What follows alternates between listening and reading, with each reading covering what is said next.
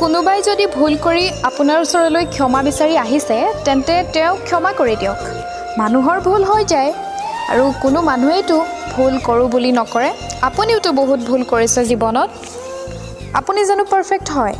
যদি আপুনিয়েই পাৰফেক্ট নহয় তেন্তে কিয় আনৰ পৰা পাৰফেকশ্যন বিচাৰে? ভুল সকলো মানুহেই কৰে, কিন্তু সেয়া সকলোৱে উপলব্ধি নকৰিব পাৰে। যদি কোনোবাই ভুলৰ উপলব্ধি কৰি আকৌ নতুনকৈ আৰম্ভ কৰিব বিচাৰে তেন্তে তেওঁক এটা চান্স দিব লাগে।